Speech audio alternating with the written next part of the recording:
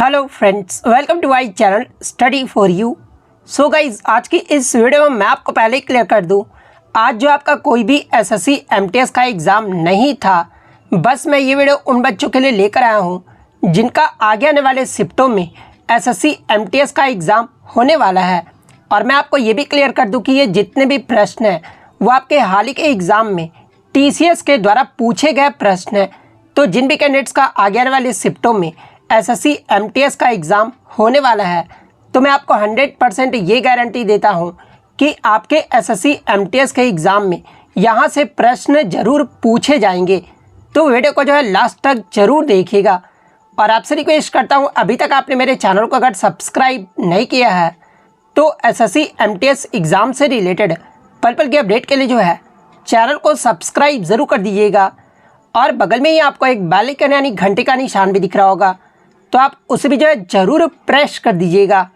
तो चलिए वीडियो को स्टार्ट करते हैं। तो आपका पहला क्वेश्चन आया था कि ब्रह्म समाज को पहले किस नाम से जो है वो जाना जाता था। तो देखिए, ब्रह्म समाज को शुरुआत में जो है इसे ब्रह्म सभा के नाम से जो है वो जाना जाता था, लेकिन मैं आपको बता दूं कि 1815 में राजा राम मोहन राय के द्वारा आत्मीय सभा की भी जो स्थापना किया गया था। और आत्मीय सभा को बाद में जो है 1828 में जो है ब्रह्म समाज के नाम से जो वो जाना गया था। यानी ब्रह्म समाज की जो स्थापना है ये आपका 1828 में जो है आपका राजा राम मोहन राय के द्वारा कलकत्ता में इसकी स्थापना जो वो किया गया था।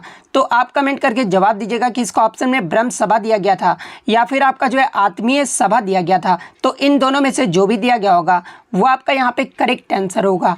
नेक्स्ट क्वेश्चन आपका यहाँ पर आ रहा है कि प्रो कबड्डी लीग 2022 का विजेता टीम जो है ये कौन रहा है। तो देखिए, प्रो कबड्डी लीग 2022 की बात कर ले तो ये जो आपका 9वां संस्करण रहा था। और इसके फाइनल मुकाबले की बात कर ले तो देखिए, फाइनल जो मैच है ना ये आपके जयपुर पिंक पैंथर्स और पुनेरी पल्टन के मध्य खेला गया था, जिसमें जयपुर पिंक पैंथर्स ने जो है पुनेरी पल्टन को जो है 4 पॉइंट से जो वो हरा दिया था। तो इसका जो विजेता रहा था 9वें सीजन 2022 का वो आपका जयपुर पिंक पैंथर्स रहा था। तो जयपुर पिंक पैंथर्स आपका यहाँ पे करेक्ट आंसर होगा।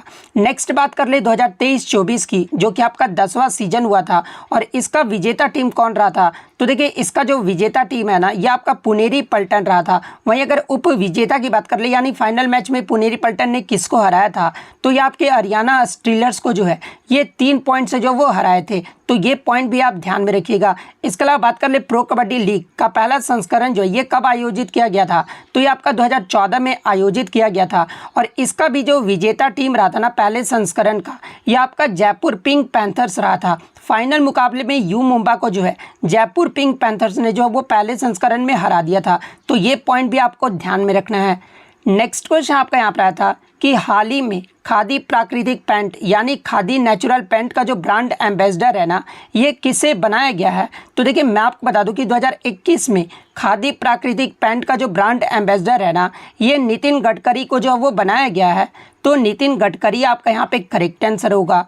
नेक्स्ट क्वेश्चन आपका यहाँ पर आता है कि हाल ही में उड़ीसा राज्य के जनजातीय भाषा को जो है किस जनजातीय भाषा को जो है संविधान की 8वीं अनुसूची में शामिल करने का जो है उड़ीसा कैबिनेट को जो है वो मंजूरी मिली है। तो देखिए, मैं आपको बता दूं कि हाल ही में ये जो आपका कुई भाषा है ना जो कि आपका उड़ीसा राज्य का जो है एक जनजातीय भाषा है और इसे जो है संविधान की 8वीं अनुसूची में शामिल करने के लिए जो है उड़ीसा कैबिनेट से हाल ही में जो है इसे मंजूरी जो है वो मिल गया है। तो कोई भाषा आपका यहाँ पे करेक्ट आंसर होगा। इसके अलावा मैं आपको बता दूं कि 8वीं अनुसूची में कितनी भाषाओं को जो है वो मान्यता प्राप्त है। तो आपके 22 भाषाओं को जो है वो मान्यता प्राप्त है। तो ये पॉइंट भी आपको ध्यान में रखना है। नेक्स्ट क्वेश्चन आपका यहाँ पर था कि मार्च 2024 तक सहकारिता मंत्री यानी कोऑपरेटिव या फिर कोऑपरेशन मंत्री जो है ये कौन है। तो देखिए, मार्च 2024 की बात कर ले या वर्तमान में जो आपके सहकारिता मंत्री है ना ये आपके अमित शाह हैं। और अमित शाह जो आपके केंद्रीय गृह मंत्री भी हैं। तो अमित शाह आपका यहाँ पे करेक्ट आंसर होगा। नेक्स्ट क्वेश्चन आपका यहाँ पर था कि who proposed the heliocentric model of the universe यानी ब्रह्मांड का सूर्य केंद्रित मॉडल जो है ये किसने प्रस्तावित किया था। तो देखिए मैं आपको बता दूं कि ब्रह्मांड का सूर्य केंद्रित मॉडल जो है ये आपके निकोलस कॉपरनिकस के द्वारा जो है ये आपका प्रस्तावित किया गया था। तो निकोलस कॉपरनिकस आपका करेक्ट आंसर होगा। देखिए मैं आपको बता दूं कि निकोलस कॉपरनिकस ने जो है ब्रह्मांड को अपने मॉडल को जो है निम्नलिखित सिद्धांतों के साथ जो वो प्रस्तुत किया था। और पहला जो सिद्धांत था वो आकाश में सभी ग्रह जो है ये सूर्य के चारों ओर घूमते हैं और साथ ही में जो है ये एक सौर मंडल जो वो बनाते हैं, जो ये आपके सिद्धांत में पहला सिद्धांत जो है वो कहा गया था। और दूसरा उन्होंने ये कहा था कि तारे जो होते हैं ना ये दूर की वस्तुएं हैं जो सूर्य के चारों ओर नहीं घूमते हैं, इसलिए वे हमारे सौरमंडल का जो है वो हिस्सा नहीं है। और इसी मॉडल को जो है ब्रह्मांड के हेलियोसेंट्रिक मॉडल के रूप में जो है ये आपका जाना जाता है। तो ये फैक्ट भी आप ध्यान में रखिएगा। नेक्स्ट क्वेश्चन आपका रहा था कि 2011 की जनगणना के अनुसार निम्नलिखित में से किस राज्य में जो है लोवेस्ट पॉपुलेशन ग्रोथ रेट यानी जनसंख्या की जो दशकीय वृद्धि दर है ना ये सबसे कम जो वो दर्ज किया गया था। तो देखिए 2011 की जनगणना के अनुसार सबसे कम जो जनसंख्या की दशकीय वृद्धि दर है ना ये आपके नागालैंड राज्य में जो वो किया गया था। और नागालैंड राज्य में जो आपका जनसंख्या की दशकीय वृद्धि दर है ये आपका माइनस निगेटिव में जो वो दर्ज किया गया था, जो कि आपका -0.58 जो है वो दर्ज किया गया था। तो नागालैंड आपका करेक्ट आंसर होगा। दूसरे स्थान पे जो आपका राज्य रहा था ये आपका केरल राज्य रहा था। केरल का जो जनसंख्या की दशकीय वृद्धि दर है ना ये आपका 4.91% जो वो दर्ज किया गया था। और तीसरे स्थान पे जो आपका लक्षद्वीप जो कि आपका यूटी है, अगर यूटी में पूछा जाए तो लक्षद्वीप आपका करेक्ट आंसर होगा। लक्षद्वीप का जो जनसंख्या दशकीय वृद्धि दर है ना ये आपका 6.30 जो वो दर्ज किया गया था। तो ये पॉइंट भी आपको ध्यान में रखना है। इसके अलावा अगर पूछा जाए कि 2001 से लेकर आपका 2011 तक डिकेडल जो ग्रोथ है ना ये भारत का जो है जनसंख्या में कितनी दशकीय वृद्धि दर हुआ है, तो ये आपका 17.1% की जो वो वृद्धि हुआ है। तो अगर भारत का पूछा जाए तो 17.1% आपका करेक्ट आंसर होगा। तो ये तो आपका सबसे कम जो है राज्य की मैंने आपको बता दिया। अगर सबसे अधिक जनसंख्या की दशकीय वृद्धि दर अगर पूछा जाए तो देखिए सबसे ज़्यादा जो आपका 2011 की जनगणना के अनुसार सबसे ज़्यादा जो डेकेडल ग्रोथ रेट जो आपका सबसे ज़्यादा रहा था ना वो आपका मेघालय राज्य का रहा था। मेघालय राज्य का जो आपका डेकेडल ग्रोथ रेट है ये आपका 27.80% रहा था। तो ये फैक्ट भी आपको ध्यान में रखना है। नेक्स्ट क्वेश्चन आपका यहाँ रहा था कि CS3NH2 का जो है IUPAC नेम जो है वो पूछा गया था। तो देखिए CS3NH2 का जो IUPAC नेम होता है ना ये आपके मिथेनामाइन होता है। तो मिथेन एमाइन आपका यहाँ पे करेक्ट आंसर होगा। नेक्स्ट क्वेश्चन आपका यहाँ रहा था कि निम्नलिखित में से कौन सा एक जो है कर्नाटक संगीत की शैली नहीं है। तो देखिए मैं आपको बता दूं कि कर्नाटक गायन शैली के जो है प्रमुख रूप हैं और वो प्रमुख रूप कौन कौन से हैं, तो वर्णम, जवाली, तिल्लाना, ये सभी जो आपके कर्नाटक संगीत के जो है प्रमुख रूप हैं। और एक ऑप्शन में आपका ध्रुपद दिया गया था। तो देखिए ये जो आपका ध्रुपद है ना ये आपके हिंदुस्तानी शास्त्रीय संगीत से जुड़ी जो है ये सबसे पुरानी शैली है, ना कि कर्नाटक संगीत का जो है ये रूप है। तो ध्रुपद आपका यहाँ पे करेक्ट आंसर होगा। इसके अलावा एग्जाम में यहाँ से प्रश्न बनता है कि कर्नाटक संगीत के पिता के रूप में जो है ये किसे जाना जाता है। तो देखिए कर्नाटक संगीत के पिता के रूप में जो है ये पुरंदर दास को जो है वो जाना जाता है। और कर्नाटक संगीत के त्रिदेव ये जो है किसे कहा जाता है, तो देखिए कर्नाटक संगीत के जो त्रिदेव है ना ये आपके त्यागराज, मुथुस्वामी दीक्षितार और श्यामा शास्त्री को जो है वो कहा जाता है। तो ये फैक्ट भी आपको ध्यान में रखना है। नेक्स्ट क्वेश्चन आपका यहाँ रहा था कि भारत का पहला संगीत जो विद्यालय है ना इसकी स्थापना जो है ये कब हुआ था, यानी किस वर्ष में जो इसकी स्थापना जो है वो किया गया था। तो देखिए भारत का जो पहला संगीत विद्यालय था ना या इसका जो नाम था वो गंधर्व महाविद्यालय था। और इसकी जो स्थापना ये आपका लाहौर में किया गया था, मैं आपको बता दूं। और इसकी जो स्थापना ये आपका 5 मई 1901 को जो है पंडित विष्णु दिगंबर पलुस्कर के द्वारा जो है वो किया गया था। तो 5 मई 1901 आपका यहाँ पे करेक्ट आंसर होगा, क्योंकि आपको पता है कि 1901 तक जो है भारत जो था वो आपका पाकिस्तान का ही हिस्सा था, यानी भारत पाकिस्तान जो है एक ही देश जो आपका हुआ करते थे। तो आपका वर्ष पूछा गया था, तो 5 मई 1901 आपका करेक्ट आंसर होगा। लेकिन कुछ बच्चों ने बताया कि प्रश्न ये पूछा गया था कि मैरिज कॉलेज ऑफ म्यूज़िक की जो स्थापना है ना ये किस वर्ष में किया गया था। तो देखिए अगर ये प्रश्न पूछा गया था ना तो देखिए मैं आपको बता दूं कि मैरिज कॉलेज ऑफ म्यूज़िक की जो स्थापना है ना ये आपका 1926 में उत्तर प्रदेश के लखनऊ में जो है ये आपका भातखंडे के द्वारा जो है इसकी स्थापना जो वो किया गया था। तो अगर ये पूछा गया था तो 1926 आपका यहाँ पे करेक्ट आंसर होगा। और किसके द्वारा किया गया था, तो ये आपके विष्णु नारायण भातखंडे के द्वारा जो है लखनऊ में इसकी स्थापना जो वो किया गया था। तो ये पॉइंट भी आपको ध्यान में रखना है। और देखिए मैरिज कॉलेज ऑफ म्यूजिक को ही जो है ये आपका Bhatkhande college of Hindustani music या फिर भातखंडे संगीत संस्थान डीम्ड विश्वविद्यालय के नाम से भी जो वो जाना जाता है।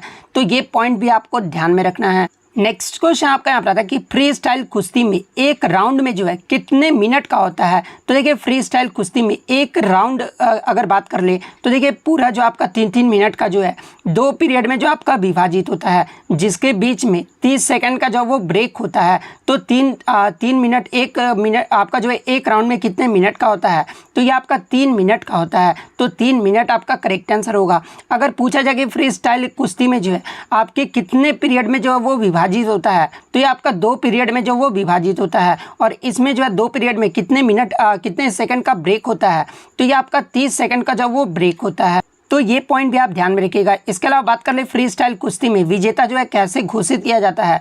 तो देखिए यदि फ्री स्टाइल पहलवान मैच के किसी भी चरण में जो है अपने प्रतिद्वंदी पर 10 अंकों की बढ़त अगर हासिल कर लेता है या बना लेता है, तो मुकाबला जो वो वहीं पर जो वो समाप्त घोषित जो वो कर दिया जाता है। और अग्रणी जो पहलवान होता है ना, उसे तकनीकी श्रेष्ठता के आधार पर जो वो विजेता घोषित कर दिया जाता है। तो ये पॉइंट भी आप ध्यान में रखिएगा। नेक्स्ट क्वेश्चन आपका यहाँ था कि निम्नलिखित में से कौन सा जल निकाय जो है अंडमान और निकोबार द्वीप समूह को जो वो अलग करता है। तो देखिए अंडमान और निकोबार द्वीप समूह को जो है आपस में ये 10 डिग्री चैनल जो वो अलग करता है। तो 10 डिग्री चैनल आपका करेक्ट आंसर होगा। इसके अलावा अगर 8 डिग्री चैनल की बात कर ले तो देखिए 8 डिग्री जो चैनल है ना, ये आपके मिनिकॉय और मालदीव के द्वीपों को जो है ये अलग करता है। तो ये पॉइंट भी आप ध्यान में रखिएगा।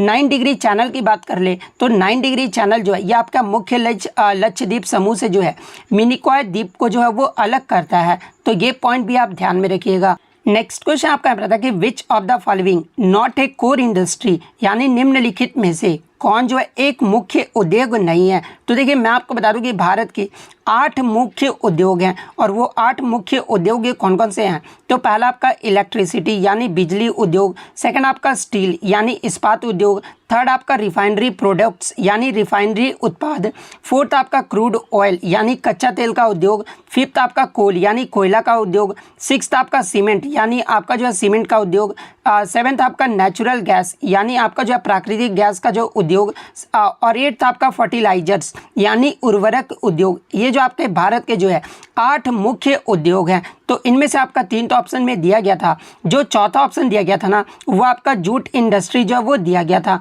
तो देखिए ये जो आपका जूट इंडस्ट्री है ना, ये भारत के मुख्य उद्योग नहीं है। तो जूट इंडस्ट्री आपका यहाँ पे करेक्ट आंसर होगा। इसके अलावा बात कर ले एग्जाम में यहाँ से प्रश्न पूछा जाता है कि भारत में पहला जो जूट मिल है ना, ये कब और कहाँ पर स्थापित किया गया था। तो देखिए भारत का जो पहला जूट मिल है ना, ये 1855 में कोलकाता के पास रिसरा में स्थापित जो वो किया गया था। और किस नदी पर, तो ये आपका हुगली नदी पर जो वो स्थापित किया गया था। तो ये फैक्ट भी आपको ध्यान में रखना है। नेक्स्ट क्वेश्चन आपका यहाँ पर रहा था कि what happens when supply and demands are at equilibrium, यानी जब आपूर्ति और मांग संतुलन पर होते हैं तो क्या होता है। तो इसमें जो आपका स्टेटमेंट बेस्ड जो है वो प्रश्न पूछा गया था।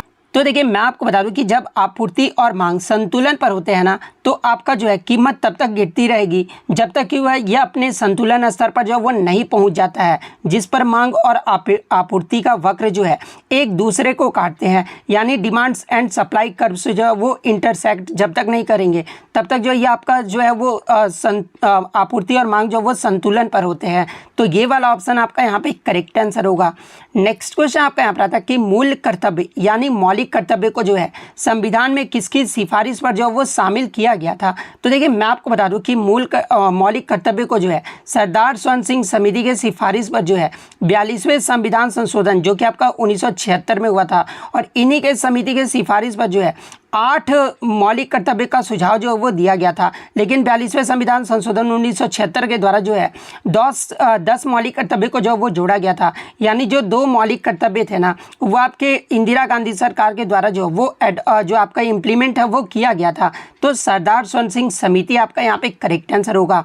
और वर्तमान में फंडामेंटल ड्यूटीज़ कितने हैं, तो आपके 11 मौलिक कर्तव्य हैं। और 11वां जो मौलिक कर्तव्य है ये आपका 86वें संविधान संशोधन जो कि आपका 2002 में हुआ था, इसके माध्यम से 11वां मौलिक कर्तव्य को जो है वो जोड़ा गया था। और मौलिक कर्तव्य की प्रावधान ये जो है किस देश के संविधान से लिया गया है, तो इसे आपका USSR यानी वर्तमान में इसका जो नाम है वो आपका रूस है। और रूस देश के संविधान से जो है मौलिक कर्तव्य का प्रावधान जो वो लिया गया था। और मौलिक कर्तव्य जो ये किस भाग और किस अनुच्छेद में है, तो देखिए भाग 4A और 51 अनुच्छेद 51A में आपका जो है मौलिक कर्तव्य का वर्णन किया गया है। तो ये फैक्ट भी आपको ध्यान में रखना है। नेक्स्ट क्वेश्चन आपका यहाँ पर आता है कि महावीर जयंती किस तीर्थंकर के जन्म का जो है वो प्रतीक है। तो देखिए अगर महावीर की बात कर लें तो देखिए वर्तमान महावीर जो है ये आपके जैन धर्म के जो वो 24वें यानी अंतिम तीर्थंकर थे। तो 24वें तीर्थंकर आपका यहाँ पे करेक्ट आंसर होगा। इसके अलावा एग्जाम में एक प्रश्न और पूछा जाता है कि आपका महावीर जयंती जो है ये किस महीने में मनाया जाता है। तो देखिए महावीर जयंती की बात कर लें तो ये जो आपका चैत्र मास के शुक्ल पक्ष के जो है 13वें दिन जो है इसकी जो जयंती जो है वो मनाई जाती है। अगर ग्रेगोरियन कैलेंडर के अनुसार बात कर ले तो महावीर जयंती जो है यह आमतौर पर जो है मार्च या अप्रैल महीने में जो है इस त्यौहार को जो है वो मनाया जाता है। इसके अलावा एग्जाम में एक प्रश्न और पूछा जाता है कि जैन धर्म के जो है आपके संस्थापक कौन थे, यानी जैन धर्म की स्थापना जो है ये किसके द्वारा किया गया था। तो देखिए जैन धर्म की जो स्थापना है ना ये आपके ऋषभ देव के द्वारा जो है वो किया गया था। और ऋषभ देव को ही जो है आदिनाथ के नाम से जो है वो जाना जाता है। तो अगर ऑप्शन में आदिनाथ या ऋषभ देव दोनों में से कोई भी दिया रहे तो आपको कन्फ्यूज़ नहीं होना है। इसके अलावा बात कर ले ऋषभ देव के जो है प्रतीक चिन्ह कौन सा रहा था। तो देखिए ऋषभ देव का जो प्रतीक चिन्ह रहा था ना ये आपका सांड रहा था। वहीं अगर वर्धमान महावीर का अगर प्रतीक चिन्ह के बारे में पूछा जाए तो देखिए वर्धमान महावीर का जो आपका प्रतीक चिन्ह रहा था ना ये आपका शेर रहा था। तो ये पॉइंट भी आप ध्यान में रखिएगा। नेक्स्ट क्वेश्चन यहाँ से एक और प्रश्न आपसे पूछा जाता है कि जैन शब्द या फिर जैन शब्द का जो है आपका अर्थ जो है वो पूछा जाता है। तो देखिए जैन शब्द का जो अर्थ होता है ना वो आपका विजेता होता है। तो ये पॉइंट भी आप ध्यान में रखिएगा।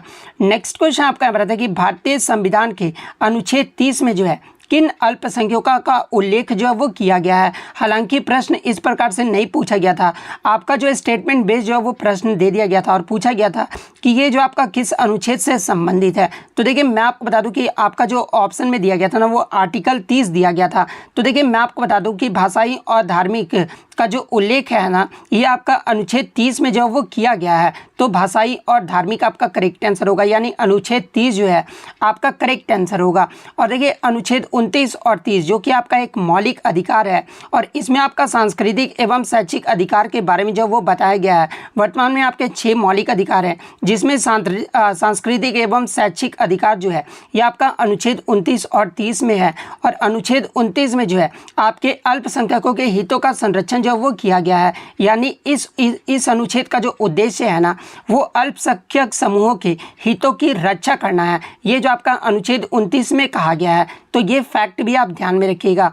नेक्स्ट क्वेश्चन आपका यहाँ पर आता है कि 2011 की जनगणना के अनुसार भारत का सबसे अधिक आबादी वाला शहर जो वो पूछा गया था। तो यहाँ पे दूसरी आबादी वाला शहर पूछा गया था। मैं आपको बता दूं तो देखिए 2011 की जनगणना के अनुसार भारत का दूसरी आबादी वाला जो सिटी रहा था ना ये आपका दिल्ली रहा था। तो दिल्ली आपका यहाँ पे करेक्ट आंसर होगा। वहीं अगर पहले आबादी वाला शहर पूछा जाए तो ये आपका मुंबई रहा था, दूसरे स्थान पर आपका दिल्ली रहा था, तीसरे स्थान पर आपका बेंगलोर, चौथे पे हैदराबाद, पाँचवें पे अहमदाबाद, 6 पे आपका चेन्नई। ये क्रम जो आपको ध्यान में रखना है। वहीं अगर राज्य की बात कर ले तो देखिए 2011 की जनगणना के अनुसार भारत का सबसे अधिक आबादी वाला जो राज्य रहा था ना ये आपका उत्तर प्रदेश रहा था। उसके बाद दूसरे स्थान पे जो आपका महाराष्ट्र राज्य रहा था, तीसरे स्थान पे जो आपका बिहार राज्य रहा था और चौथे स्थान पे जो आपका पश्चिम बंगाल रहा था। तो ये क्रम भी जो आपको ध्यान में रखना है। नेक्स्ट क्वेश्चन आपका यहाँ पर आता है कि अकबर के बारे में कौन सा कथन जो आपका सही दिया गया है। जहाँ पर एक कथन आपका दिया गया था कि दीन इलाही की जो शुरुआत है ये अकबर के द्वारा ही जो वो किया गया है। तो ये आपका कथन जो वो सही था, क्योंकि दीन इलाही की जो शुरुआत है ना ये 1582 में अकबर के द्वारा ही जो वो किया गया था। इसके अलावा मैं आपको बता दूं कि अकबर जो है ये आपका भगवान में विश्वास करता था और इसने सभी धर्म के जो है अच्छे बिंदु थे, यानी सभी धर्म को जो है वो अच्छा जो वो बताता था। इसके अलावा मैं आपको बता दूं कि 14 साल की उम्र में ही जो है अकबर जो वो बादशाह जो वो बन गया था। इसके अलावा पानीपत का जो दूसरा युद्ध लड़ा गया था ना, जो कि आपका 1556 में लड़ा गया था, और ये जो आपका मोहम्मद आदिल शाह के सेनापति यानी हेमू के जो सेनापति थे वो मोहम्मद आदिल शाह था। और ये जो आपके अकबर के संरक्षक यानी बैरम खां के मध्य जो है इस युद्ध को जो वो लड़ा गया था, जिसमें अकबर की जो वो विजयी हुई थी, यानी अकबर जो इसमें जो वो जीत गया था। इसके अलावा मैं आपको बता दूं कि 1576 में जो आपका हल्दी घाटी का युद्ध है ना, ये आपका राणा प्रताप और अकबर की सेना के मध्य लड़ा गया था, यानी मान सिंह के नेतृत्व में। मुगल सेना का जो नेतृत्व कर रहे थे ये मान सिंह कर रहे थे, और इन्हीं के नेतृत्व में जो आपका हल्दी घाटी का युद्ध है ना वो लड़ा गया था। और मैं आपको बता दूं कि इस युद्ध का जो परिणाम रहा था ना, वो राणा प्रताप अकबर की सेना से जो वो हार गए थे। तो ये फैक्ट भी आप ध्यान में रखिएगा। और इन्हीं के द्वारा जो है अकबर के द्वारा ही जो है आपके मनसबदारी, जब्ती और दहसाल प्रणाली की भी शुरुआत जो है वो किया गया था। इसके अलावा अकबर के द्वारा ही जो है तीर्थ कर को भी जो है वो समाप्त कर दिया था। तो ये फैक्ट भी आपको ध्यान में रखना है। नेक्स्ट क्वेश्चन आपका यहाँ पर आता है कि भवई जो है ये किस राज्य का लोक नृत्य है। तो देखिए भवई फोक डांस की बात कर ले तो ये आपका राजस्थान राज्य का जो है वो लोक नृत्य है। तो राजस्थान आपका यहाँ पे करेक्ट आंसर होगा। इसके अलावा एग्जाम में एक प्रश्न पूछा जाता है कि भवई जो लोक नृत्य है ना राजस्थान का, ये किस जनजाति के द्वारा जो वो किया जाता है। तो ये आपके सांप कबीले जनजाति के द्वारा जो वो किया जाता है। तो ये पॉइंट भी आप ध्यान में रखिएगा। और राजस्थान के अगर अन्य लोक नृत्य की बात कर ले तो देखिए घूमर, चक्री, गणगौर तो ये का उत्सव भी है राजस्थान का, तो ये पॉइंट आप ध्यान में रखिएगा। झूलन, लीला, झूमा, सुई सिनी और घप्पल ये सभी आपके राजस्थान के लोक नृत्य हैं। बिहार की अगर बात कर लें तो देखिए जाट जटिन, बखौ बखैन, पनवरिया और एक आपका विदेशिया के बारे में भी पूछा जाता है। तो ये सभी जो आपके बिहार के जो वो लोक नृत्य हैं।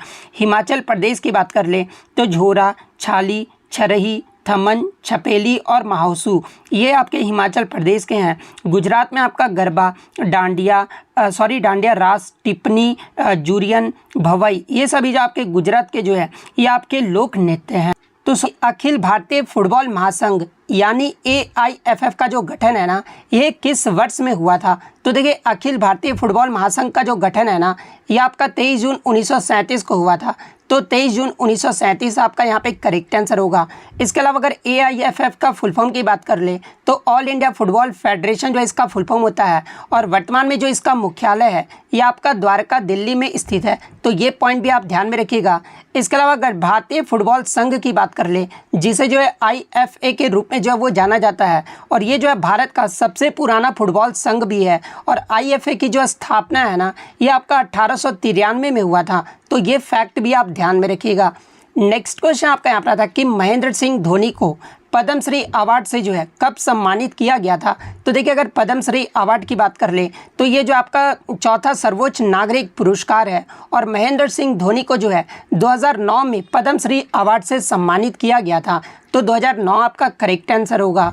इसके अलावा मैं आपको बता दूं कि महेंद्र सिंह धोनी को जो है 2018 में भारत के तीसरा सर्वोच्च नागरिक पुरस्कार यानी पद्म भूषण से भी जो है वो सम्मानित किया गया था। तो ये फैक्ट भी आपको ध्यान में रखना है। इसके अलावा मैं आपको बता दूं कि महेंद्र सिंह धोनी को जो है ये कैप्टन कूल के नाम से जो वो जाना जाता है, और महेंद्र सिंह धोनी को 2007 में जो है राजीव गांधी खेल रत्न अवार्ड से भी जो वो सम्मानित किया गया था। और राजीव गांधी खेल रत्न अवार्ड का जो नाम बदलकर है अगस्त 2021 में इसका नाम बदलकर जो है ये मेजर ध्यानचंद खेल रत्न पुरस्कार जो है वो कर दिया गया है। तो ये पॉइंट भी आप ध्यान में रखिएगा। इसके अलावा एग्जाम में यहाँ से एक प्रश्न और पूछा जाता है कि भारत रत्न से सम्मानित होने वाले पहले और एकमात्र खिलाड़ी जो है ये कौन बने हैं। तो देखिए भारत रत्न से सम्मानित होने वाले पहले और एकमात्र जो खिलाड़ी है ना ये सचिन तेंदुलकर बने हैं। और सचिन तेंदुलकर को भारत रत्न से कब सम्मानित किया गया था, तो इन्हें 2014 में जो है भारत रत्न से सम्मानित किया गया था। तो ये फैक्ट भी आपको ध्यान में रखना है। नेक्स्ट क्वेश्चन आपका यहाँ पर था कि भारत में आधुनिक नृत्य के पिता के रूप में जो है ये किसे जाना जाता है। तो देखिए भारत में आधुनिक नृत्य के पिता के रूप में जो है ये उदय शंकर को जो वो जाना जाता है, और उदय शंकर को जो है 1971 में पद्म विभूषण से जो वो सम्मानित किया गया था। तो उदय शंकर आपका करेक्ट आंसर होगा। नेक्स्ट क्वेश्चन आपका यहाँ पर था कि all India limited comes under which ministry, यानी ऑल इंडिया लिमिटेड जो है ये किस मंत्रालय के अंतर्गत आता है। तो ये आपका ministry of petroleum and natural gas के अंतर्गत आता है। तो पेट्रोलियम एंड नेचुरल गैस आपका यहाँ पे करेक्ट आंसर होगा। इसके अलावा अगर ONGC की बात कर ले तो देखिए ONGC का जो फुल फॉर्म होता है ना, ये आपका oil and natural gas corporation limited होता है। और ये भी जो आपका ONGC है ना, ये आपके पेट्रोलियम एंड नेचुरल गैस मंत्रालय के अंतर्गत आता है। तो ये फैक्ट भी आप ध्यान में रखिएगा। नेक्स्ट क्वेश्चन आपका रहा था कि मधुमक्खी के जो है जेनेटिक्स यानी अनुवांशिकी से जो है आपके स्टेटमेंट बेस्ड जो है वो प्रश्न पूछा गया था। तो देखिए मधुमक्खी के अनुवांशिकी के बारे में मैं आपको बता दूं कि निषेचित अंडे जो है ये आपके द्विगुणित यानी दो गुणसूत्र जो है ये आपके सेट होते हैं और मादा के रूप में जो ये आपके विकसित होते हैं, जबकि मधुमक्खी में निषेचित अंडे जो है ये आपके अगुणित यानी एक गुणसूत्र सेट होते हैं और नर के रूप में जो ये आपके विकसित होते हैं। तो आपके एक ऑप्शन में ये दिया गया था कि नर मधुमक्खियों को अगुणित और मादाओं को जो वो द्विगुणित जो है वो कहा जाता है। तो ये जो आपका अनुवांशिकी के बारे में जो है ये स्टेटमेंट जो आपका सही दिया गया था। तो इस स्टेटमेंट पे जिन्होंने भी क्लिक किया होगा उनका यहाँ पे करेक्ट आंसर होगा।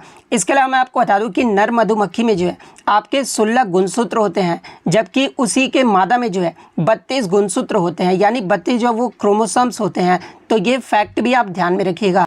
एक क्वेश्चन आपका रिफ्रैक्टिव इंडेक्स से आया था, जहां पर बेंजीन का जो रिफ्रैक्टिव इंडेक्स है ना वो गलत दिया गया था। बेंजीन का जो रिफ्रैक्टिव इंडेक्स है वो 2.42 जो है वो दिया गया था। तो देखिए मैं आपको बता दूं कि 2.42 जो रिफ्रैक्टिव इंडेक्स होता है ना, ये आपका डायमंड का होता है, ना कि आपका बेंजीन का होता है। बेंजीन का जो रिफ्रैक्टिव इंडेक्स है ना ये आपका 1.55 होता है। तो ये फैक्ट भी आप ध्यान में रखिएगा। तो ये वाला बेंजीन वाला जो ऑप्शन दिया गया था ना वो आपका यहाँ पे करेक्ट आंसर होगा।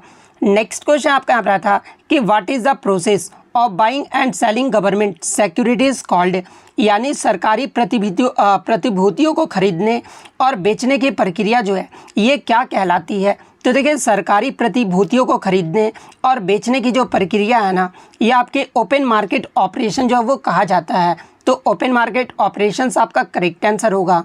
नेक्स्ट क्वेश्चन आपका यहाँ पर था कि हरित क्रांति यानी ग्रीन रेवोल्यूशन से जो है आपके स्टेटमेंट बेस्ड जो है वो प्रश्न पूछे गए थे, जहां पर 3 स्टेटमेंट जो है वो दिया गया था। तो स्टेटमेंट तो बच्चों को द्वारा मुझे नहीं मिला है, लेकिन मैं आपको बता दूं कि हरित क्रांति जिसे तीसरी कृषि यानी थर्ड एग्रीकल्चर क्रांति के रूप में जो वो जाना जाता है। और देखिए हरित क्रांति की जो शुरुआत है ना ये आपके विश्व में 1960 के दशक में जो है ये आपका मैक्सिको देश से जो हरित क्रांति की शुरुआत जो वो किया गया था।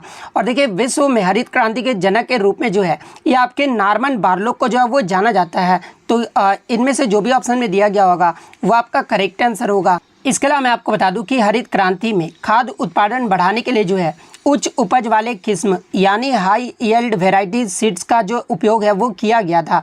इसके अलावा मैं आपको बता दूं कि हाई यील्ड वेराइटीज सीड्स को विकसित करने के लिए जो है ये आपका नॉर्मन बोरलॉग को 1970 में जो है ये आपके नोबेल शांति पुरस्कार से भी जो वो प्रदान किया गया था। तो इनमें से भी जो भी स्टेटमेंट दिया गया होगा वो आपका करेक्ट आंसर होगा। और देखिए भारत में हरित क्रांति के जनक के रूप में जो है ये आपके MS स्वामीनाथन को जो है वो जाना जाता है। लेकिन कुछ बच्चे बताएं कि खदान से जो है प्रश्न आपका स्टेटमेंट जो है वो दिया गया था।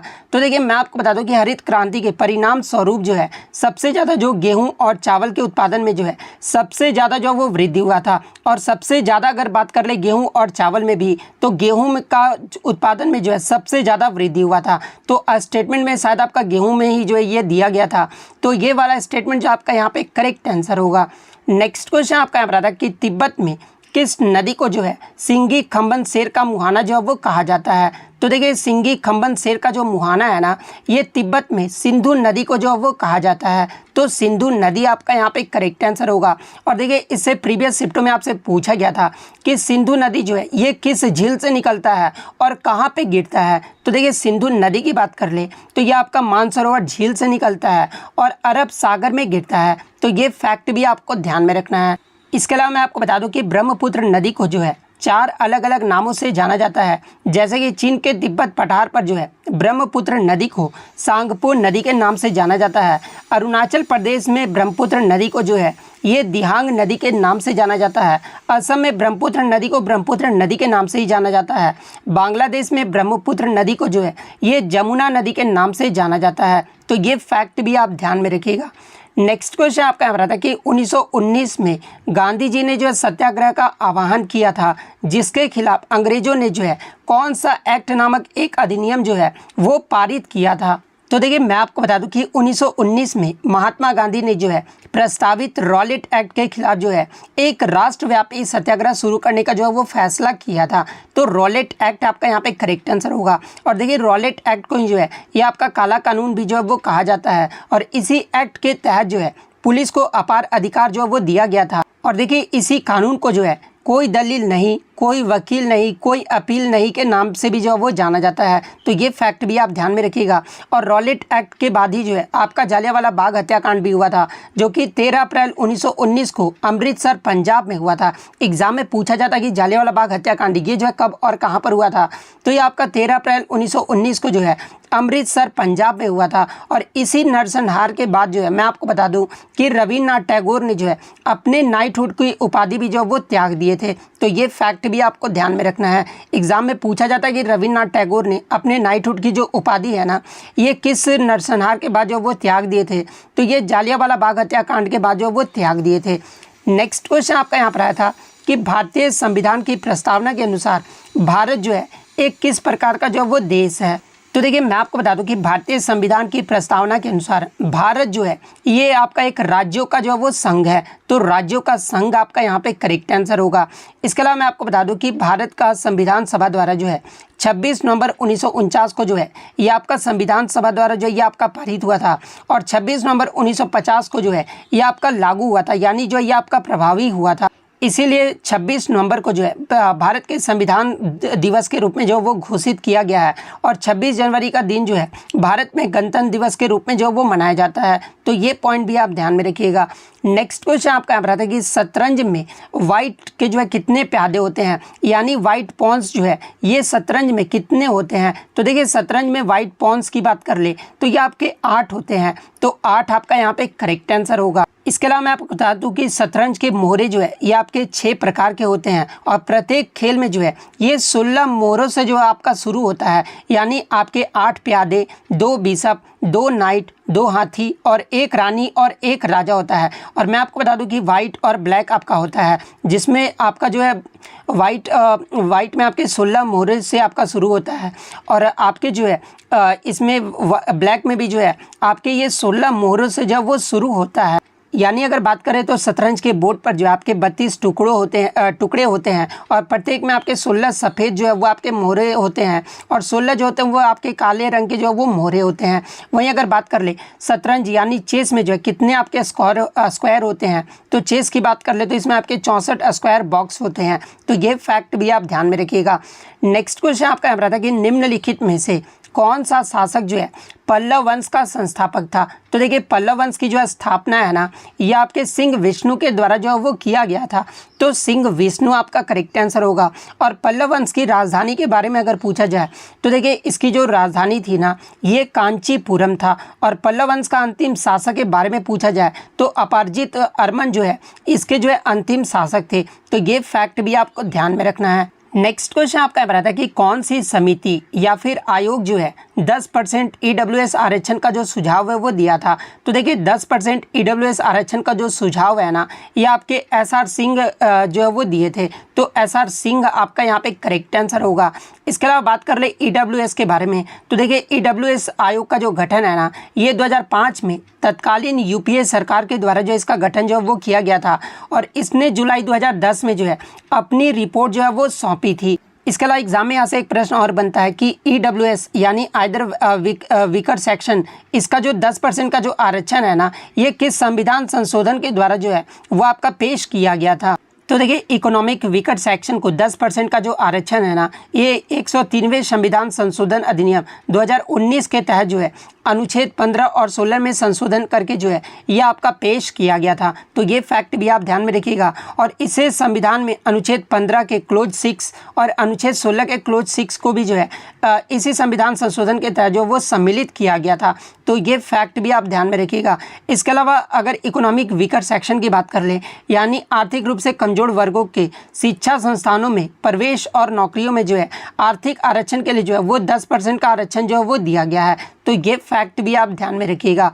नेक्स्ट क्वेश्चन आपका यहाँ पर आता कि who was the chief guest on 26 January 2023 Republic day parade, यानी जो आपका 26 जनवरी 2023 को जो आपका गणतंत्र दिवस मनाया गया था, 74वां गणतंत्र दिवस, उसमें जो चीफ गेस्ट के रूप में जो है ये कौन आए थे? तो देखिए 74वें गणतंत्र दिवस में आपके चीफ गेस्ट के रूप में जो है ये आपके इजिप्ट के राष्ट्रपति अब्देल फतह अल सीसी आए थे। तो अब्देल फतह अल सीसी आपका यहाँ पे करेक्ट आंसर होगा। वहीं अगर 75वें गणतंत्र दिवस की बात कर ले तो देखिए 75वां जो गणतंत्र दिवस है ये आपका 26 जनवरी 2024 को मनाया गया था और इसमें मुख्य अतिथि के तौर पे जो है फ्रेंच के राष्ट्रपति इमैनुअल मैक्रोन जो वो आमंत्रित किए गए थे। तो ये फैक्ट भी आपको ध्यान में रखना है। नेक्स्ट क्वेश्चन आपका यहाँ रहा था कि हमारे संविधान में जुडिशियल रिव्यू यानी न्यायिक समीक्षा की जो धारणा है ना, ये किस देश के संविधान से लिया गया है? तो देखिए जुडिशियल रिव्यू की जो अवधारणा है ना, ये आपके यूएसए देश के संविधान से लिया गया है। तो यूएसए आपका यहाँ पे करेक्ट आंसर होगा। इसके अलावा यूएसए देश के जो है आपके कौन कौन से प्रावधान लिए गए हैं, जैसे कि मौलिक अधिकार, ये भी आपका यूएसए देश से लिया गया है। संविधान की प्रस्तावना, ये भी आपका यूएसए देश से लिया गया है। उपराष्ट्रपति से संबंधित व्यवस्था, राष्ट्रपति व उच्चतम न्यायालय के न्यायाधीशों को हटाने की प्रक्रिया, ये सभी जो आपके यूएसए देश के संविधान से जो वो लिया गया है। तो ये फैक्ट भी आप ध्यान में रखिएगा। नेक्स्ट क्वेश्चन आपका रहा था कि भारत की 2011 की जनगणना के अनुसार जो है भारत का दशकीय वृद्धि दर जो है ये कितना % रहा था? तो देखिए 2001 से लेकर 2011 तक भारत का जो दशकीय वृद्धि दर है ना, ये लगभग आपका 17.7% रहा था। तो 17.7% आपका करेक्ट आंसर होगा। इससे प्रीवियस शिफ्ट में आपसे पूछा गया था कि जनगणना 2011 के अकॉर्डिंग किस राज्य का जो जनसंख्या वृद्धि दर है ना वो सबसे कम रहा था? तो देखिए सबसे कम जनसंख्या वृद्धि दर जो है ये आपका नागालैंड राज्य का रहा था, जो कि आपका निगेटिव में -0.58% रहा था। उसके बाद दूसरे स्थान पे जो आपका जनसंख्या वृद्धि दर रहा था ये आपका केरल राज्य का रहा था। केरल का जो जनसंख्या वृद्धि दर है ना ये आपका 4.91% रहा था। वहीं अगर सबसे अधिक जनसंख्या वृद्धि दर की बात कर ले तो ये आपका मेघालय राज्य का रहा था। मेघालय राज्य का जो जनसंख्या वृद्धि दर है ना ये आपका 27.95% रहा था। तो ये फैक्ट भी आप ध्यान में रखिएगा। नेक्स्ट क्वेश्चन आपका बताते कि 2011 की जनगणना के अनुसार भारत का लिंगानुपात यानी सेक्स रेशियो जो है ये कितना रहा था? तो देखिए सबसे पहले हम लोग जान लेते हैं कि लिंगानुपात होता क्या है। तो देखिए प्रति 1000 पुरुषों पर महिलाओं की संख्या को ही जो है आपका लिंगानुपात जो है वो कहा जाता है। और 2011 की जनगणना के अनुसार भारत का जो लिंगानुपात है ना ये आपका 943 रहा था। तो 943 आपका यहाँ पे करेक्ट आंसर होगा। इसके अलावा बात कर रहे हैं 2011 की जनगणना के अनुसार सबसे अधिक लिंगानुपात वाला अगर राज्य पूछा जाए तो देखिए सबसे अधिक लिंगानुपात वाला राज्य या फिर ओवरऑल में भी जो रहा था ये आपका केरल राज्य रहा था। केरल राज्य का जो लिंगानुपात है ना वो आपका 1084 रहा था। और इससे प्रीवियस शिफ्ट में आपसे पूछा गया था कि 2011 की जनगणना के अनुसार पुदुचेरी का जो लिंगानुपात जो है वो पूछा गया था। तो देखिए पुदुचेरी की बात कर लें तो देखिए पुदुचेरी का जो लिंगानुपात है ये आपका दूसरे नंबर पे रहा था। और यूटी में जो पुदुचेरी जो है ये आपका पहले स्थान पे रहा था। और पुदुचेरी का जो लिंगानुपात है ना ये आपका 1037 रहा था। तो ये फैक्ट भी आप ध्यान में रखिएगा।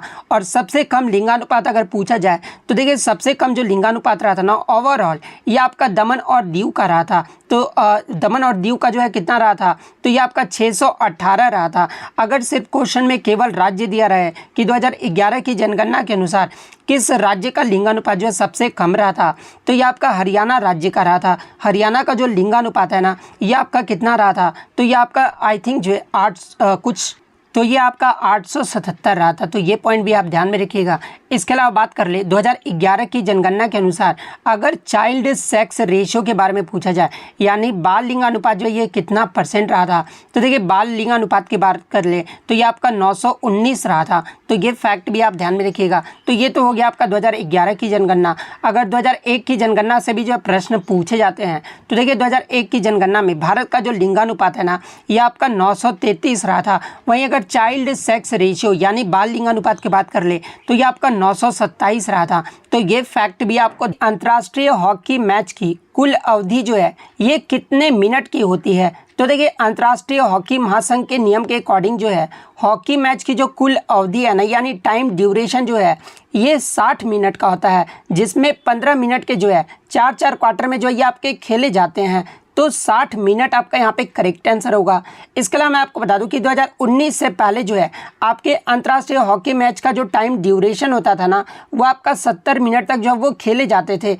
तो ये फैक्ट भी आपको ध्यान में रखना है। इसके अलावा एग्जाम में यहाँ से एक प्रश्न और पूछा जाता है कि भारत अब तक जो है हॉकी में कुल कितने पदक जो वो जीत चुका है। तो देखिए, भारत अब तक हॉकी में जो ओलंपिक में कुल आपके 12 पदक जो वो जीत चुका है, जिसमें 8 गोल्ड, 1 सिल्वर और 3 जो वो ब्रॉन्ज मेडल जो वो शामिल है। इसके अलावा 2020 टोक्यो ओलंपिक की बात कर ले तो देखिए 2020 टोक्यो ओलंपिक में भारतीय पुरुष हॉकी टीम ने जो है जर्मनी को 5-4 से हराकर जो है भारत ने जो है टोक्यो ओलंपिक 2020 में जो ये ब्रॉन्ज मेडल जीता था। तो ये पॉइंट भी आपको ध्यान में रखना है। इसके अलावा एग्जाम में एक प्रश्न यहाँ से पूछा जाता है कि भारत ने अपना हॉकी में पहला जो गोल्ड मेडल है ना, ये किस वर्ष जीता था। तो देखिए 1928 के एम्स्टर्डम ओलंपिक में जो है भारत की तरफ से जो है पहला स्वर्ण पदक जो हॉकी में जो वो जीता गया था। और मैं आपको बता दूं कि ओलंपिक खेलों में वर्ष 1928 से लेकर जो है 1956 तक लगातार 6 स्वर्ण पदक जो है भारत के द्वारा हॉकी खेल में जो वो जीता गया था।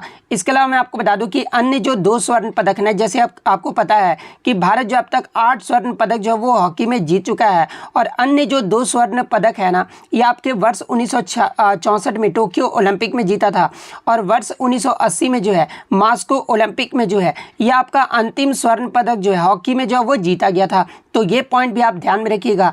इसके अलावा मैं आपको बता दूं कि 1928 के एम्स्टर्डम ओलंपिक में जो भारत की तरफ से पहला जो स्वर्ण पदक जीता गया था ना हॉकी में, उस समय जो है भारतीय टीम के जो हॉकी के कप्तान थे वो आपके जयपाल सिंह मुंडा थे। तो ये फैक्ट भी आपको ध्यान में रखना है। नेक्स्ट क्वेश्चन आपका यहाँ पर आता है कि रुक्मणी देवी अरुंडेल किस शास्त्रीय नृत्य से संबंधित है। तो देखिए रुक्मणी देवी अरुंडेल की बात कर ले तो ये आपका भरतनाट्यम नृत्य से संबंधित है। तो भरतनाट्यम आपका करेक्ट आंसर होगा। इसके अलावा मैं आपको बता दूं कि रुक्मणी देवी अरुंडेल के द्वारा ही जो है मद्रास, जिसका वर्तमान में नाम आप चेन्नई है, और इन्हीं के द्वारा चेन्नई में जो है कला क्षेत्र फाउंडेशन की स्थापना भी जो वो किया गया था।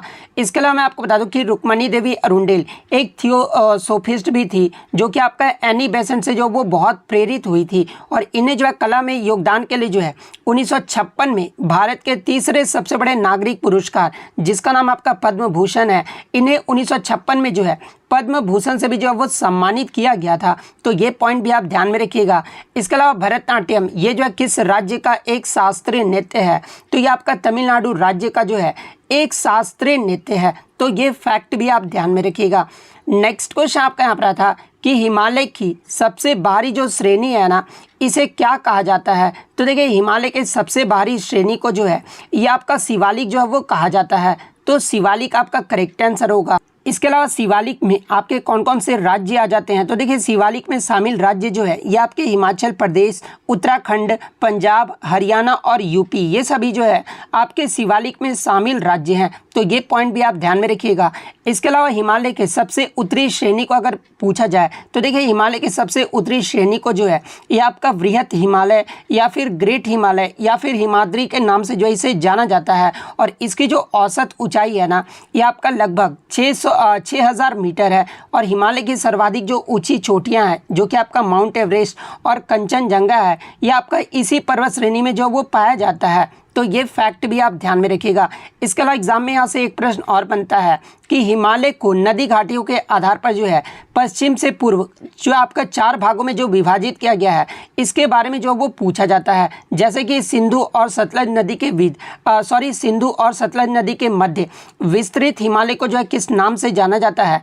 तो देखिए सिंधु और सतलज नदी के मध्य विस्तृत हिमालय को जो है ये पंजाब हिमालय के नाम से जाना जाता है। सतलज और काली नदी के मध्य विस्तृत हिमालय को जो है ये आपके कुमाऊं हिमालय के नाम से जो है वो जाना जाता है। इसके अलावा काली और तीस्ता नदी के मध्य विस्तृत हिमालय को जो है ये नेपाल हिमालय के नाम से जाना जाता है। तीस्ता और दिहांग नदी के मध्य विस्तृत हिमालय को जो है ये असम हिमालय के नाम से जाना जाता है।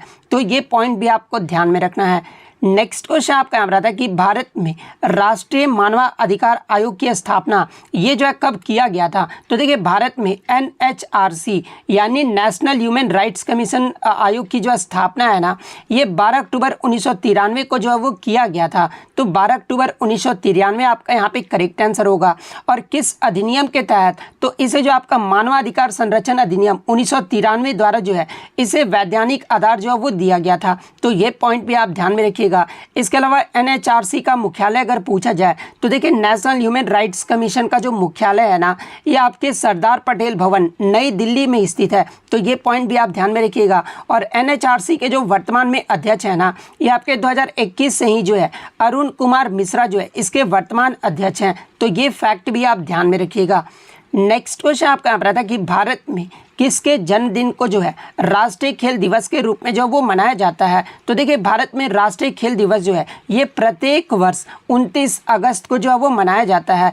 और ये जो आपके मेजर ध्यानचंद के जो है जन्मदिन के अवसर पर जो वो मनाया जाता है। तो ध्यानचंद आपका यहाँ पे करेक्ट आंसर होगा। इसके अलावा मैं आपको बता दूं कि मेजर ध्यानचंद का जो जन्म है ना, ये आपका 1905 में हुआ था। और ये जो है 1928, 1932 और 1936 में जो आपका भारत की तरफ से हॉकी में जो आपका स्वर्ण पदक जीता गया था, उसमें जो है ये आपके भारतीय हॉकी टीम के भी जो वो हिस्सा रहे थे।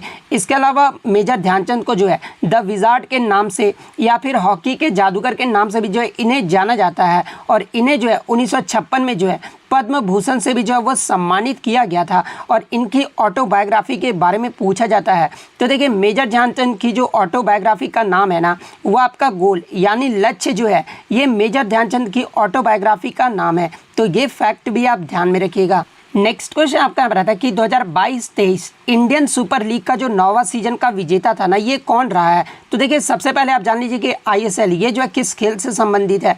तो ये आपका फुटबॉल खेल से संबंधित है। और 2022-23 इंडियन सुपर लीग का जो 9वां सीजन का विजेता रहा था ना, ये आपका ATK मोहन बगान रहा था। तो ATK मोहन बगान आपका यहाँ पे करेक्ट आंसर होगा। इसके अलावा अगर ISL की बात कर ले तो देखिए ISL की जो स्थापना है ना, ये आपका 21 अक्टूबर 2013 को जो है ISL की स्थापना जो वो किया गया था। लेकिन एग्जाम में प्रश्न पूछा जाता है कि ISL का जो पहला संस्करण है ना, यानी पहला सीजन जो है ये कब खेला गया था। तो देखिए ISL का जो पहला सीजन है ना, ये आपका 2014 में जो है 8 टीमों के साथ जो है ये आपका आयोजित किया गया था। तो ये फैक्ट भी आपको ध्यान में रखना है। और 2014 में जो आपका पहला संस्करण हुआ था उसका जो है विजेता टीम कौन रहा था। तो ये आपका ATK रहा था। और उप विजेता जो है ये आपका केरला ब्लास्टर्स रहा था। वहीं अगर 2022-23 के 9वें सीजन की बात कर ले तो ATK मोहन बगान जो इसका विजेता रहा था। और उप विजेता यानी रनर अप जो रहा था ये आपका बेंगलुरु FC रहा था। 2023-24 के अगर 10वें सीजन के बारे में पूछा जाए तो देखिए ISL 2023-24 के 10वें सीजन का जो विजेता है ना, ये आपका मुंबई सिटी FC रहा है। और रनर अप जो है ये आपका मोहन बगान सुपर जायंट रहा है। तो ये फैक्ट भी आप ध्यान में रखिएगा। इसके अलावा अन्य सीजन के आप उप विजेता और विजेता जो है वो देख सकते हैं। नेक्स्ट क्वेश्चन आपका यहाँ पर था कि दुर्गा पूजा जो है ये किस राज्य का एक मुख्य त्यौहार है। तो देखिए दुर्गा पूजा की बात कर ले तो ये जो आपके देवी दुर्गा की महिषासुर पर विजय के उपलक्ष्य में जो है दुर्गा पूजा जो है वो मनाया जाता है। और ये जो दुर्गा पूजा है ना, ये पश्चिम बंगाल का जो है प्रमुख त्यौहार है। तो पश्चिम बंगाल आपका यहाँ पे करेक्ट आंसर होगा। इसके अलावा बात कर ले दुर्गा पूजा का जो त्यौहार है ये किस महीने में मनाया जाता है। तो ये आपका हर वर्ष सितंबर या अक्टूबर के महीने में मनाया जाता है। अगर हिंदू कैलेंडर के अनुसार अगर पूछा जाए तो देखिए हिंदू कैलेंडर के अनुसार दुर्गा पूजा का जो त्यौहार है ना, ये आपके अश्विन माह में जो है वो मनाया जाता है। तो ये फैक्ट भी आपको ध्यान में रखना है।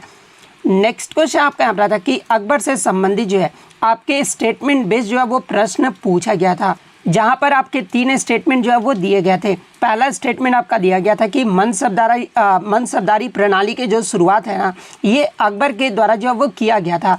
तो ये स्टेटमेंट तो आपका सही दिया गया है, क्योंकि मनसबदारी प्रणाली की जो शुरुआत है ना, ये आपका अकबर के द्वारा किया गया था। सेकंड आपका स्टेटमेंट दिया गया था कि जो आपका फतेहपुर सीकरी जो कि आपका एक नगर है, इसे मुगल सम्राट अकबर के द्वारा जो है वर्ष 1571 में जो है वो बसाया गया था।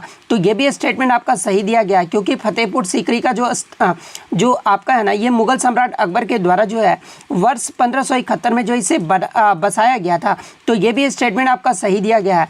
तीसरा स्टेटमेंट आपका दिया गया था कि बीजापुर और गोलकोंडा को जो है अपने अधीन जो है ये आपका अकबर के द्वारा जो है वो किया गया था। तो ये स्टेटमेंट जो आपका अकबर के बारे में जो वो गलत जो वो दिया गया था, क्योंकि जो आपका बीजापुर और गोलकोंडा को अपने जो अधीन कर लिया था ना, ये मुगल सम्राट औरंगजेब के द्वारा किया गया था, ना कि अकबर के द्वारा किया गया था। तो ये स्टेटमेंट जो आपका यहाँ पर जो है वो गलत दिया गया था। अब गलत दिया गया था पूछा गया था या फिर कौन सा स्टेटमेंट आपका सही दिया गया है, तो सही तो आपका ये दोनों दिया गया है और गलत स्टेटमेंट जो आपका ये वाला जो है वो दिया गया था। नेक्स्ट क्वेश्चन आपका यहाँ पर आता है कि अनुच्छेद 21A किस संवैधानिक संशोधन अधिनियम द्वारा जो है इसे पेश जो है वो किया गया था। तो देखिए अगर अनुच्छेद 21A की बात कर ले तो इसे जो है 86वें संविधान संशोधन अधिनियम जो कि आपका 2002 में हुआ था, इसके माध्यम से जो है अनुच्छेद 21A को जो है सम्मिलित करके 6 से 14 वर्ष के कम आयु के सभी बच्चों को जो है मौलिक अधिकार के रूप में जो है शिक्षा का अधिकार जो है वो दिया गया था। तो 86वां संविधान संशोधन 2002 आपका यहाँ पे करेक्ट आंसर होगा। इसके अलावा मैं आपको बता दूं कि इसी अधिनियम के द्वारा जो है राज्य नीति के निर्देशक सिद्धांतों में जो है अनुच्छेद 45 के विषय को भी जो वो बदल दिया गया था। तो ये फैक्ट भी आपको ध्यान में रखना है। नेक्स्ट क्वेश्चन आपका यहाँ पर आता है कि माइग्रेशन ड्यू टू यानी प्रवास जो है ज़्यादातर किसके कारण होता है। आप देखे होंगे कि ग्रामीण जो लोग होते हैं ना वो शहरों की ओर जो वो पलायन करने के लिए जो वो मजबूर हो जाते हैं। तो इसका जो वो कारण जो वो पूछा गया था। तो देखिए मैं आपको बता दूं कि प्रवास ज़्यादातर जो ये किसके कारण होता है। तो देखिए कई लोग बेहतर जीवन जीने के लिए जो है ये पलायन करने का जो वो फैसला करते हैं और सबसे जो मुख्य कारण है ना पलायन करने का वो आपके रोज़गार के अवसर सबसे आम कारण है। यानी रोजगार के अवसर पाने के लिए जो है लोग जो है वो पलायन करते हैं। इसके अलावा लोग पलायन क्यों करते हैं। तो देखिए अवसरों की कमी, बेहतर शिक्षा, बांधों का निर्माण, वैश्वीकरण, प्राकृतिक आपदा और कभी फसल की विफलता ने जो है ग्रामीणों को शहर की ओर पलायन करने के लिए जो वो मजबूर कर दिया है। तो इनमें से जो भी ऑप्शन में दिया गया होगा वो आपका करेक्ट आंसर होगा। नेक्स्ट क्वेश्चन आपका बताता है कि भारत में विदेशियों को प्राप्त मौलिक अधिकार कौन कौन सी जो है वो दी गई है। तो देखिए अगर मौलिक अधिकार की बात कर ले तो देखिए मौलिक अधिकार ये जो आपका भाग 3 और अनुच्छेद 12 से 35 तक जो है ये आपका सम्मिलित किया गया है। और मौलिक अधिकार के भाग 3 को जो है ये आपके मैग्ना कार्टा के रूप में भी जो वो वर्णित है। एग्जाम में पूछा जाता है कि मैग्ना कार्टा जो है ये किस भाग को कहा जाता है। तो ये आपके भाग 3 को जो है वो कहा जाता है। और मौलिक अधिकार का जो प्रावधान है ना ये आपके संयुक्त राज्य अमेरिका के संविधान से जो वो लिया गया है। इसके अलावा भारतीय नागरिक एवं विदेशियों को प्राप्त मौलिक अधिकार कौन कौन से हैं। तो देखिए अनुच्छेद 14 कानून के समझ समानता का अधिकार ये जो आपका विदेशियों को भी प्राप्त मौलिक अधिकार है। अनुच्छेद 20 अपराधों के लिए दोष सिद्धि के संबंध में संरक्षण ये भी आपके विदेशियों को प्राप्त मौलिक अधिकार है। अनुच्छेद 21 जीवन और व्यक्तिगत स्वतंत्रता का संरक्षण ये भी आपके विदेशियों को प्राप्त मौलिक अधिकार है। अनुच्छेद 21A प्राथमिक शिक्षा का अधिकार ये भी आपको विदेशियों को जो है वो दिया गया है। अनुच्छेद 22 कुछ मामलों में हिरासत के लिए जाने एवं गिरफ्तारी के विरुद्ध संरक्षण ये भी आपके विदेशियों के लिए जो है मौलिक अधिकार है। अनुच्छेद 23 जो है ये आपके मानव व्यापार एवं बालात श्रम पर रोक ये भी आपके विदेशियों के लिए जो है मौलिक अधिकार है। अनुच्छेद 24 जिसमें आपके कारखानों के बच्चों के काम करने पर प्रतिबंध लगाया गया है ये भी आपके विदेशियों के लिए जो है मौलिक अधिकार है।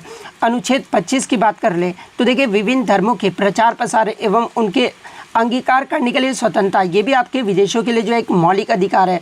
अनुच्छेद 26 भी जो है ये आपका विदेशों के लिए एक मौलिक अधिकार है। अनुच्छेद 27 में किसी भी धर्म को बढ़ावा देने के लिए जो है करों के भुगतान से मुक्ति ये जो आपका अनुच्छेद 27 में कहा गया है और ये भी आपका विदेशों के लिए जो है वो एक मौलिक अधिकार है।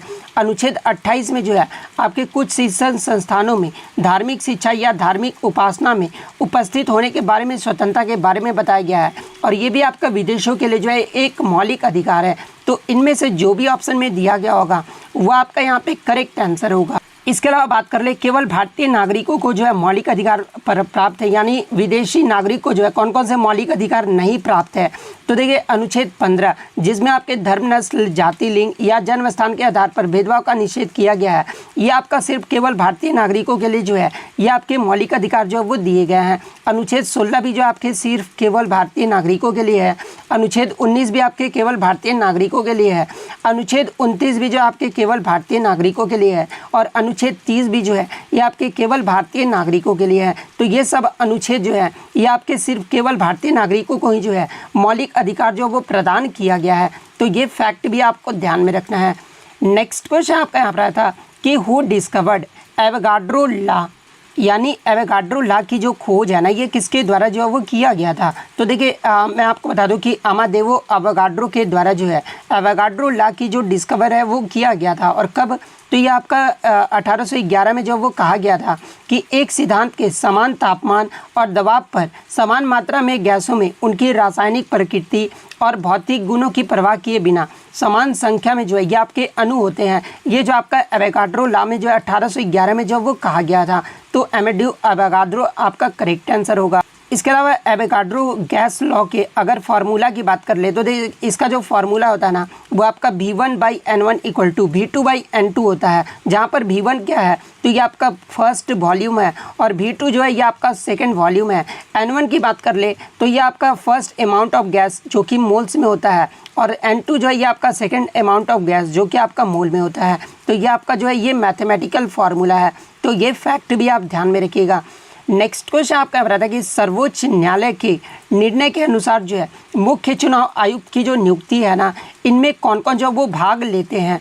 तो देखिए मैं आपको बता दूं कि मार्च 2023 में सर्वोच्च न्यायालय ने एक निर्णय दिया है कि जो आपके चीफ इलेक्शन कमिश्नर और इलेक्शन कमीशन की नियुक्ति जो है ये भारत के राष्ट्रपति द्वारा जो है प्रधानमंत्री तथा लोकसभा में विपक्ष के नेता एवं भारत के मुख्य न्यायाधीश की एक समिति की सलाह पर जो है ये राष्ट्रपति के द्वारा इनकी नियुक्ति जो है वो की जाएगी। तो इनमें जो आपके मुख्य चुनाव आयुक्त की नियुक्ति में कौन कौन जो आपके शामिल होंगे तो देखिए प्रधानमंत्री, लोकसभा में विपक्ष के नेता एवं भारत के मुख्य न्यायाधीश जो है ये आपके शामिल होंगे। तो ये वाला ऑप्शन जो आपका यहाँ पे करेक्ट आंसर होगा।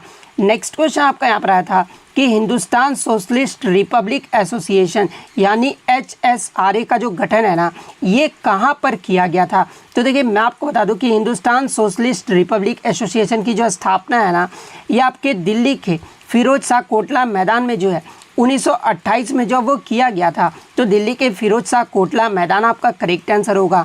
और इस बैठक में जो आपके कौन कौन मौजूद थे तो देखिए इस आयोजित बैठक में चंद्रशेखर आज़ाद, भगत सिंह, राजगुरु और सुखदेव जैसे क्रांतिकारी जो वो मौजूद थे। तो ये फैक्ट भी आपको ध्यान में रखना है। तो देखिए ये तो हो गया आपका HSRA। इससे पहले जो इसका नाम था ना वो आपका HRA था, यानी हिंदुस्तान रिपब्लिक एसोसिएशन। जो ये आपका HSRA बना है ना ये आपका 1928 में बना है, लेकिन अगर HRA की स्थापना का अगर पूछा जाए तो ये आपका 1924 में जो है कानपुर में इसकी स्थापना जो है वो किया गया था। तो ये फैक्ट भी आपको ध्यान में रखना है। नेक्स्ट क्वेश्चन आपका रहा था कि किस नक्षत्र में जो है 5 तारे होते हैं। तो देखिए कैसियोपिया जो कि एक बड़े W या M जैसा दिखता है और इसमें जो आपके 5 जो है वो आपके तारे होते हैं। तो कैसियोपिया आपका यहाँ पे करेक्ट आंसर होगा। नेक्स्ट क्वेश्चन आपका यहाँ पर आता है, ये क्वेश्चन में थोड़ा सा मुझे डाउट है, आप कमेंट करके बताइएगा कि ये प्रश्न पूछा गया था या फिर आपसे नहीं पूछा गया था। पीर पंजाल जो श्रेणी है ना ये किस हिमालय का भाग है। तो देखिए पीर पंजाल की बात कर ले तो ये जो आपका धौलाधर श्रेणी का भाग है और धौलाधर श्रेणी को जो है ये आपका बाहरी हिमालय या फिर लघु हिमालय के रूप में जो है वो जाना जाता है। तो अगर ये क्वेश्चन पूछा गया था तो धौलाधर श्रेणी आपका करेक्ट आंसर होगा। नेक्स्ट क्वेश्चन आपका यहाँ पर आता है कि भातखंडे संगीत संस्थान सम विश्वविद्यालय ये जो है कहाँ पर स्थित है। तो देखिए भातखंडे संगीत संस्थान सम विश्वविद्यालय की बात कर ले तो ये आपका उत्तर प्रदेश के लखनऊ में स्थित भारत का एक बड़ा ललित कला सम विश्वविद्यालय है। तो उत्तर प्रदेश का लखनऊ आपका यहाँ पे करेक्ट आंसर होगा। इसके अलावा बात कर ले भातखंडे संगीत संस्थान सम विश्वविद्यालय का पहले जो है क्या नाम था। तो देखिए इसका जो पहले नाम था ना ये मैरिज कॉलेज ऑफ म्यूजिक था और इसकी जो स्थापना है ना ये आपका 16 अप्रैल 1926 को हुआ था। तो ये फैक्ट भी आप ध्यान में रखिए।